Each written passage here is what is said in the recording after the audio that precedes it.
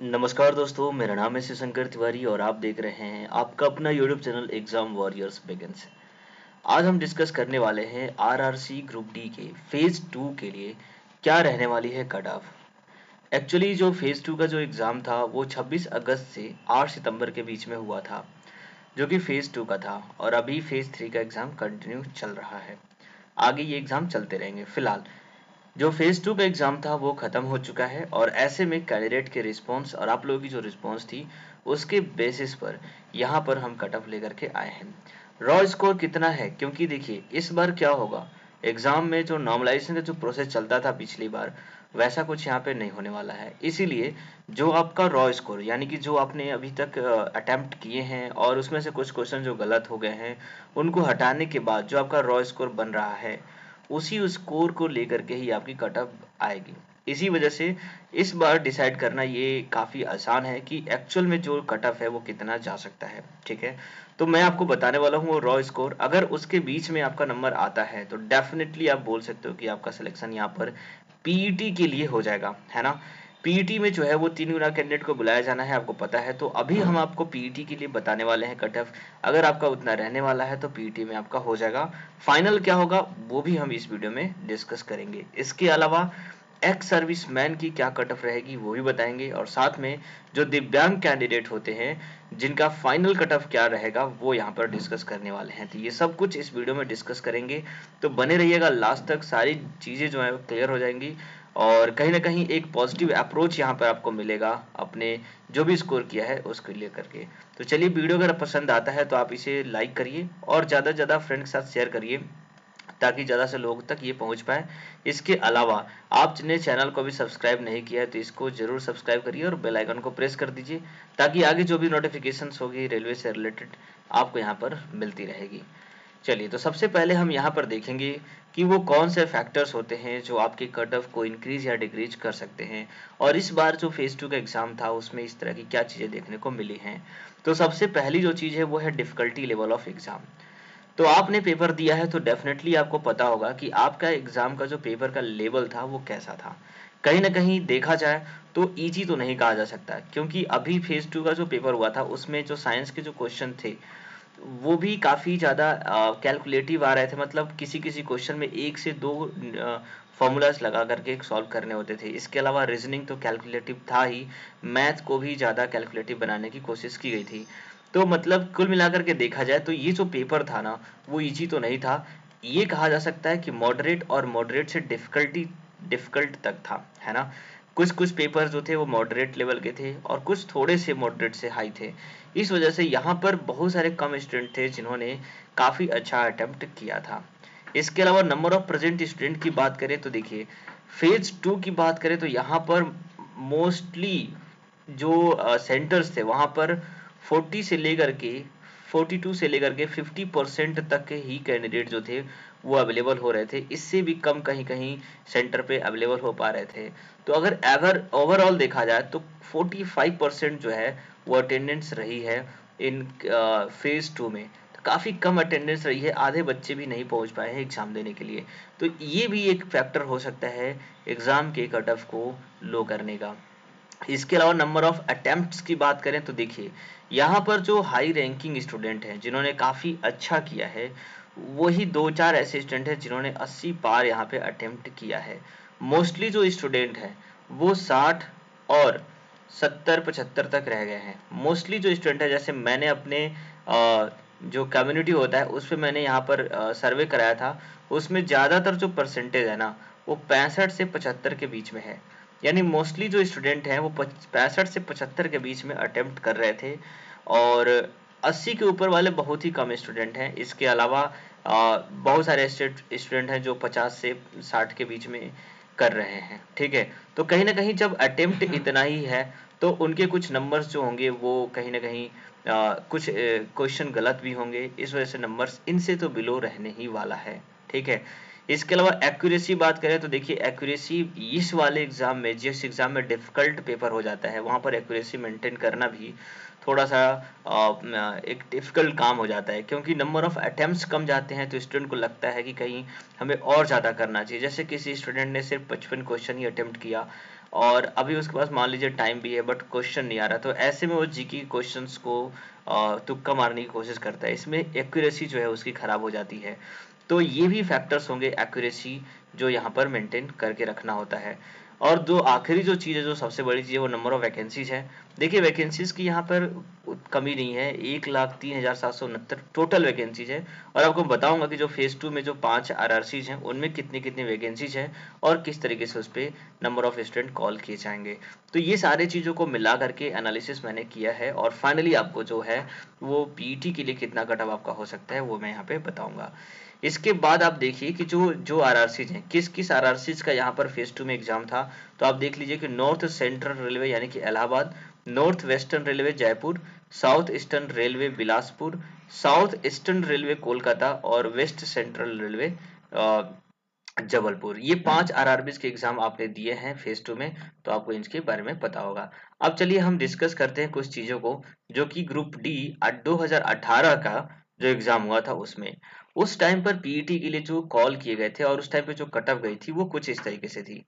अब यूं समझिए कि जो 2018 में जो एग्जाम हुआ था उसका कट ऑफ कुछ इस तरीके से था। और आप देख सकते हो कि ये एक बहुत ही ज्यादा हाई कट ऑफ है। आप समझ सकते हो कि इलाहाबाद जोन में 74.57, ओबीसी में 69.678, एससी के लिए 62.92 और एसटी के लिए 50 की थी। तो ये जो कट ऑफ थी वो काफी हाई है। इसके अलावा कोलकाता में देख सकते हो कि उस टाइम पे सबसे ज्यादा हाईएस्ट जो कट ऑफ थी वो कोलकाता की ही गई थी। तो इतना हाई कट ऑफ क्या इस बार भी जाएगा? तो मैं आपको बता सकता हूँ ऐसा बिल्कुल नहीं होगा। और ये कट ऑफ क्यों इतना ज्यादा हाई गई थी वो भी मैं आपको बता दूं कि पिछली बार जो 2018 में हुआ था उसमें था नॉर्मलाइजेशन, ठीक है। और उस नॉर्मलाइजेशन का क्या परिणाम था वो मैं आपको अभी दिखाने वाला हूँ। देखिए नॉर्मलाइजेशन में होता क्या है, नंबर इंक्रीज कर जाते हैं और पिछली बार कितने नंबर इंक्रीज किए थे आप यहाँ पर देख सकते हैं। देखिए पिछली बार जब नॉर्मलाइजेशन हुआ था तो उसमें कुछ कैंडिडेट के मैंने यहाँ पे स्क्रीनशॉट्स लिए हैं। ये पिछली बार 2018 के कैंडिडेट थे, उनके रॉ मार्क्स और नॉर्मलाइज्ड मार्क कितने बड़े थे वो आप देख सकते हो। देखिए यहाँ पर एक स्टूडेंट का है, ये है जिसने 88 क्वेश्चन अटेम्प्ट किया था, 68 उसने करेक्ट किया और 20 क्वेश्चन रॉन्ग किया। तो आप इससे अंदाजा लगा सकते हो कि अगर कोई स्टूडेंट नंबर ऑफ क्वेश्चंस ज्यादा अटेम्प्ट करता है तो मोस्ट प्रोबेबली उसकी एक्यूरेसी भी खराब होने लगती है और ज्यादातर क्वेश्चन उसके गलत भी हो जाते हैं। और इस स्टूडेंट ने 68 ही करेक्ट किया और 20 क्वेश्चन रॉन्ग कर दिया और इस तरीके से उसका जो रॉ मार्क्स आया है वो 61 आया है, ठीक है। एक क्वेश्चन इग्नोर करने की वजह से इसका प्रो रेटेड जो रॉ मार्क्स होगा वो 61.95, तो कुल मिलाकर इसने 61 ही स्कोर किया हुआ है। बट नॉर्मलाइजेशन की वजह से इसका जो नंबर है वो 61 से बढ़ करके 100 हो गया। दैट मीन्स 39 नंबर यहाँ पे बढ़े हुए हैं। आप समझ सकते हो कि इतना नंबर इंक्रीज किया हुआ है, इसीलिए जो है वो हाई कट ऑफ गई थी पिछली बार 70 एबव 74 75 78 या फिर कोलकाता में 80 तक चला गया था। तो उसका जो मेन रीजन था वो ये था। बट अगर एक्चुअल में देखा जाए तो स्टूडेंट का जो रॉ मार्क्स है वो 61 है, जो कि इस बार भी लगभग लगभग स्टूडेंट जो हैं वो इतना ही कर पे आ रहे हैं। और अटेम्प्ट 88 यहाँ पे बहुत ज्यादा इन्होंने इस बार तो अटेम्प्ट भी 88 नहीं कर पा रहे हैं लोग, 75 तक पहुंचते पहुंचते बहुत ही मतलब बुरा कंडीशन हो जा रहा है। तो कहीं ना कहीं इतना अटेम्प्ट भी नहीं जाएगा, तो इससे कहीं नंबर जो है रॉ रॉ मार्क्स जो होगा वो कम ही रहने वाला है। इसी तरीके से बाकी स्टूडेंट को भी आप देख सकते हो, यहाँ पर इन्होंने 92 अटेम्प्ट किया है, 6 रॉन्ग हो गया है यहाँ पर और इनके भी नंबर जो थे रॉ मार्क्स जो था 85 था। और उससे यहाँ पर देख सकते हो कम से कम लगभग 26 नंबर यहाँ पे बढ़ा हुआ है इनका। और इस तरीके से 111 नंबर। यहाँ पर एक अगला स्टूडेंट है जिसने 89 अटेम्प्ट किया है और यहाँ पे आप देख सकते हो कि इन्होंने 17 क्वेश्चन गलत हो गए इनके। और इस तरीके से इनका जो 68 जो रॉ मार्क्स था वो बढ़ करके 102 हुआ है। यहाँ पर भी आप देख सकते हो लगभग 34 मार्क्स जो है वो इंक्रीज किया हुआ है। तो इतना ज्यादा और ये जो मैंने लेकर के आया है वो टॉप रैंकर्स हैं। रैंकर्स मतलब जितने सबसे ज्यादा नंबर्स जो आए हुए थे जो कि 100 से पार कर रहे थे, ऐसे स्टूडेंट की ये लिस्ट मैं लेके आया हूँ जो पिछली बार में थे।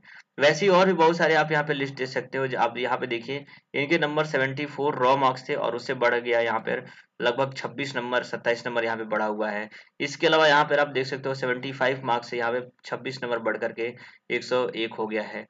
तो कहीं ना कहीं आप सभी स्टूडेंट को देख रहे हो कि उनके जो एक्चुअल जो रॉ मार्क्स है वो कम है, 74 73 60 62 63 ऐसे आ रहे हैं। और नॉर्मलाइज मार्क्स जो है वो 25 30 नंबर तक बढ़े हुए हैं।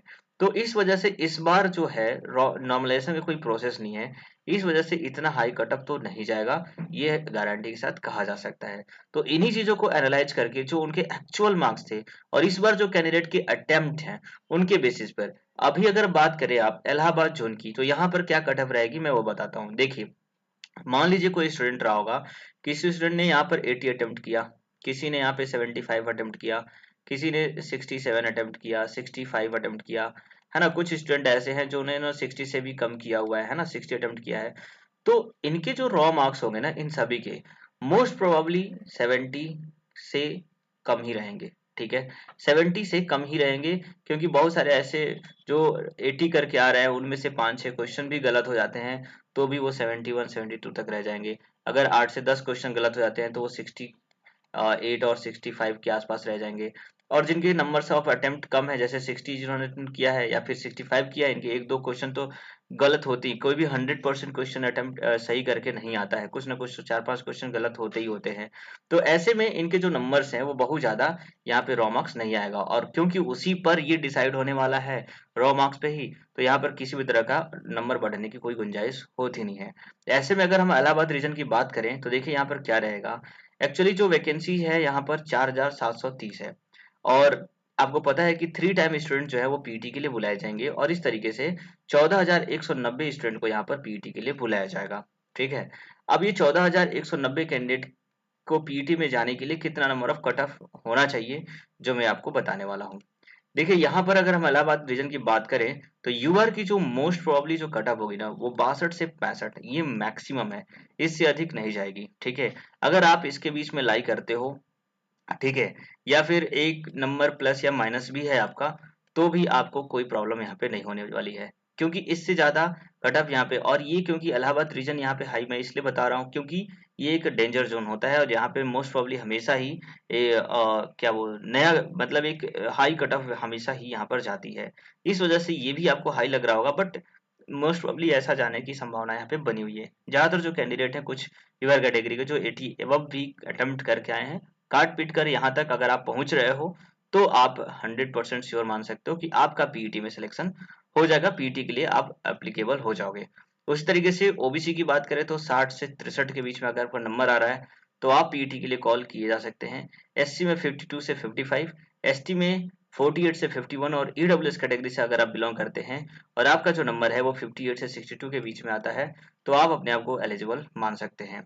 अब अगर हम बात करें फाइनल के लिए, अगर पीईटी में क्योंकि 3 गुना छात्रों को बुलाया जाएगा, और अगर वहीं फाइनल की बात करें तो फाइनल में जो है 1:1 में ही बुलाया जाएगा जब डीवी होगा, तो 1:1 में बुलाने का मतलब है कि अगर यहाँ पे 4700 कुछ पोस्ट है तो उतने ही कैंडिडेट बुलाए जाएंगे, तो बहुत सारे ऐसे कैंडिडेट होंगे जो पीईटी में डिस्क्वालीफाई हो जाएंगे।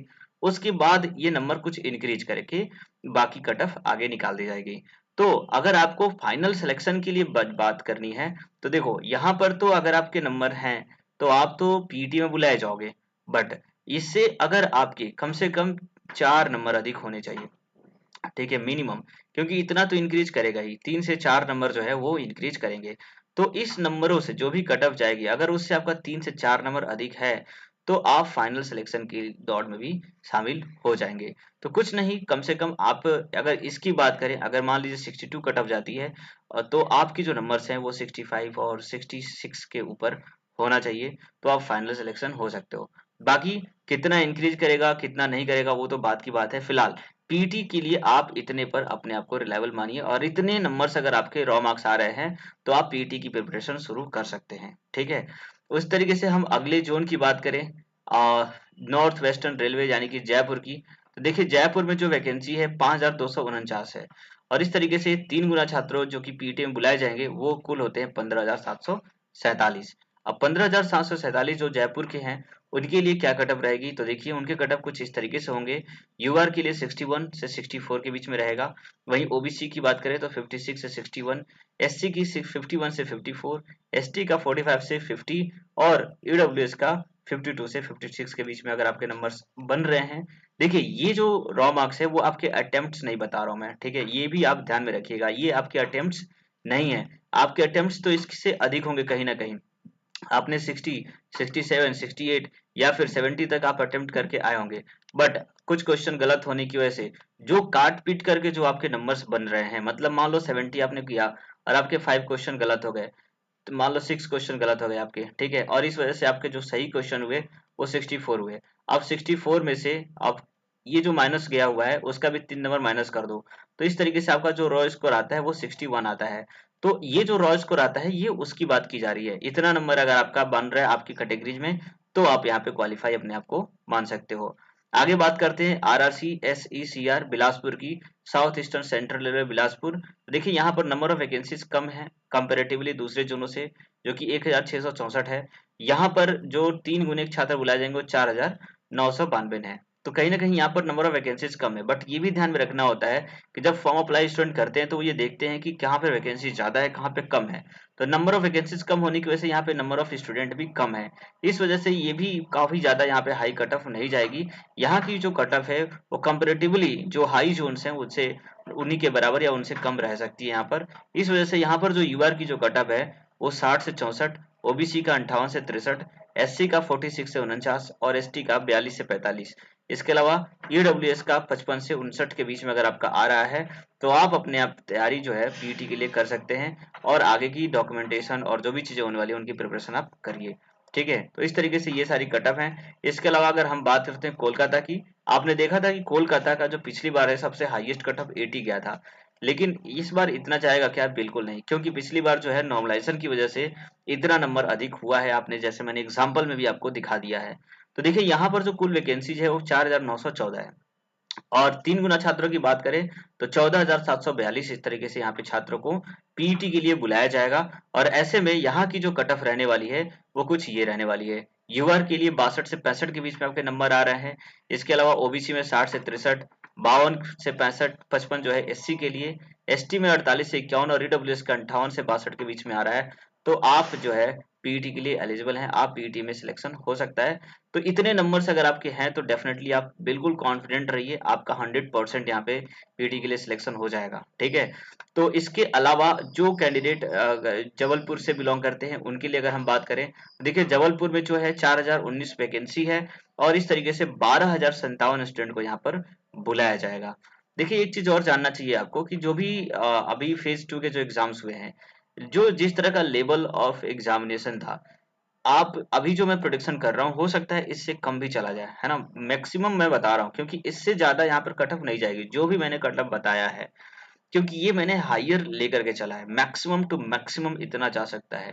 ठीक है, इससे मैक्सिमम नहीं जाएगा, क्योंकि पेपर का लेवल बिल्कुल आसान नहीं था, इसे आप डिफिकल्ट और मॉडरेट मान सकते हैं। और ऐसे में इतने नंबर्स गेन करना, बहुत सारे तो ऐसे कैंडिडेट हैं जो अटेम्प्ट ही नहीं कर पाए, क्वेश्चन ही नहीं देख पाए 100 के 100, इतना ज्यादा टाइम टेकिंग पेपर था। तो कहीं ना कहीं ये कट ऑफ जो है इनसे भी कम जा सकती है, इसलिए आपके नंबर्स अगर इनसे थोड़े बहुत कम भी हैं, 2 नंबर 3 नंबर, तो भी आपको होप रखनी चाहिए कि आपका जो है सिलेक्शन यहाँ पे हो जाएगा। ठीक है, तो इस तरीके से अगर जबलपुर की बात करें, आरआरसी वेस्टर्न सेंट्रल रेलवे की, तो यहाँ पर यूआर की जो कट ऑफ है वो 61 से 65, ओबीसी का 58 से 63, एससी का 50 से 55 और एसटी का 46 से 51, और इस तरीके से ईडब्ल्यूएस के अगर आप कैंडिडेट हैं तो यहाँ पर 56 से 60 के बीच में आपका नंबर है, तो आप पीईटी के लिए एलिजिबल सेलेक्टेड हो जाएंगे। ठीक है, तो ये सारी तो मैंने बात की बाकी जोन्स की, कैटेगरी वाइज की। अब हम बात करते हैं एक्स सर्विसमैन की। ज्यादातर वीडियोस में एक्स सर्विसमैन का कट ऑफ वगैरह नहीं बताया जाता, लेकिन यहाँ पर हमने प्रीवियस ईयर देखा और काफी सारे कमेंट्स भी आते हैं कि एक्स सर्विसमैन का बताया करो और दिव्यांग वगैरह पीडब्ल्यूडी का बताया करो। तो देखिए यहाँ पर एक्स सर्विसमैन की जो कट ऑफ होती है वो बहुत ज्यादा हाई नहीं जाती है, हमेशा ही बहुत कम जाती है, क्योंकि एक्स सर्विसमैन के जो कोटा होता है उसमें नंबर ऑफ वैकेंसीज तो होती हैं बट कैंडिडेट अवेलेबल नहीं होते हैं, ऐसे में वो वैकेंट हो जाता है।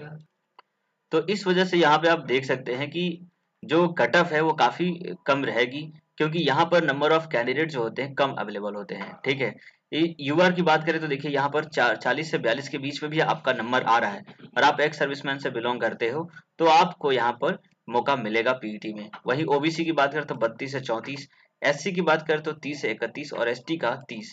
इसके अलावा ईडब्ल्यू अगर आप बिलोंग करते हैं तो 40 नंबर भी आपका आ रहा है, तो भी आप यहाँ पे फाइनल सिलेक्शन हो सकता है इतने नंबर पे। देखिए मैंने पिछली बार भी देखा था बहुत सारे जो एक्स सर्विसमैन या फिर जो सीसी जो कैंडिडेट होते हैं जो अप्रेंटिस वाले होते हैं, उनके जो कट ऑफ थे वो पासिंग मार्क के बराबर ही थे, इस वजह से आपको बहुत ज़्यादा टेंशन लेने की जरूरत नहीं है। आपके नंबर्स कम भी हैं, इससे 1-2 नंबर कम भी हैं, तो भी आपको पीईटी में कॉल किया जाएगा और फाइनल सिलेक्शन भी हो सकता है, क्योंकि ज़्यादातर सीटें जो है एक्स सर्विसमैन की वैकेंट हो जाती हैं और इस वजह से दूसरे जो कैटेगरीज हैं उनके स्टूडेंट यहाँ पे ले लिए जाते हैं। ठीक है, तो आपके नंबर्स इतने आ रहे हैं तो आप अपने आप को क्वालिफाई यहाँ पे मान सकते हो। इसके अलावा पीडब्ल्यूडी यानी कि जो दिव्यांग स्टूडेंट हैं उनकी बात करें तो देखिए इनके लिए क्या होता है कि पीईटी होता नहीं है इनका, है ना, तो इसलिए इनका फाइनल कट ऑफ ही आएगा डायरेक्ट। तो ये फाइनल कट ऑफ कब आता है, जब नॉर्मल स्टूडेंट का जब पीईटी हो जाता है उसके बाद फाइनल कट ऑफ आती है, जब उसी टाइम पर जो पीडब्ल्यूडी जो कैंडिडेट होते हैं दिव्यांग, उनका भी फाइनल कट ऑफ आता है, क्योंकि आप लोग का पीईटी नहीं होगा। इसलिए जब आपका फाइनल कट ऑफ आएगा तो कुछ इस तरीके से आपका रहने वाला है। जैसे वीआई की बात करें, विजुअली इम्पेयर्ड, तो मोस्ट प्रॉब्ली स्टूडेंट यहाँ पे ज्यादा होते हैं, इस वजह से आपकी जो कट ऑफ है वो 55 से 60 के बीच में रहेगी। वहीं अगर हियरिंग इम्पेयर्ड स्टूडेंट की बात करें तो 40 से 45, एलडी यानी कि लोकोमोटर डिसेबिलिटी वाले जो कैंडिडेट है उनके पास 56 से 60 के बीच में, और वहीं एमडी जो कि जहां पर बहुत ही कम मल्टीपल डिसेबिलिटी वाले कैंडिडेट बहुत ही कम होते हैं, एक दो कैंडिडेट बचते हैं, दो तीन बस, इससे ज्यादा कहीं भी किसी भी आरआरबीज में आपको नहीं देखने को मिलेंगे। तो इस वजह से इनका जो कट ऑफ है काफी ज्यादा कम जाता है और इस तरीके से 30 से 31 के बीच में यहाँ पे रहने वाला है। ठीक है, तो ये सारे कट ऑफ्स जो मैंने बताया है वो काफी कुछ एनालिसिस करने के बाद, काफी सारे स्टूडेंट से बात करने के बाद ये सारी चीजें दिखी हैं। और प्रीवियस ईयर कट ऑफ भी मैंने देखा मैंने कि किस तरीके से नंबर ऑफ जो नॉर्मलाइजेशन की वजह से नंबर्स बढ़े थे। तो मैंने क्या किया कि अभी जो अटेम्प्ट स्टूडेंट करके आ रहे हैं 75-80 जैसे आप करके आ रहे हैं, और जिस तरीके से यहाँ पे देखा कि 20-25-15 क्वेश्चन इनके गलत भी हो रहे हैं और साथ में इनके नंबर्स भी बढ़े हैं, तो इन्हीं चीजों को ध्यान में रखते हुए मैंने क्या किया कि जो भी स्कोरिंग जो स्टूडेंट हो सकते हैं मैक्सिमम टू मैक्सिमम, उसमें से मैंने 10 या 15 नंबर माइनस करके और इस तरीके से मैंने देखा कि यहाँ से कितना कम कट ऑफ जा सकता है। तो ये सारी चीजें मैंने एनालिसिस की, उम्मीद करता हूँ कि ये एनालिसिस मेरी आपको समझ में आई होगी और आप इसको जरूर अप्रिशिएट करेंगे। अगर वीडियो आपको अच्छा लगा है तो आप इसे जरूर लाइक करिए और चैनल को सब्सक्राइब करिए, ताकि आगे जो भी फेजेस हैं उनकी जब कट ऑफ लेकर आऊँ आपको पता चले। इसके अलावा रेलवे से रिलेटेड जो अपडेट है, क्योंकि हो सकता है अभी कुछ टाइम बाद इन सभी जो फेजेस के एग्जाम फेज 1 के हो गए हैं, फेज 2 के कंप्लीट हो चुके हैं, तो इनका आंसर की भी आ ही जाएगा। तो जैसे ही आंसर की आता है हम आपको नोटिफाई करते हैं। हमारे साथ बने रहिए, आपका दिन शुभ रहे। जय हिंद, जय भारत।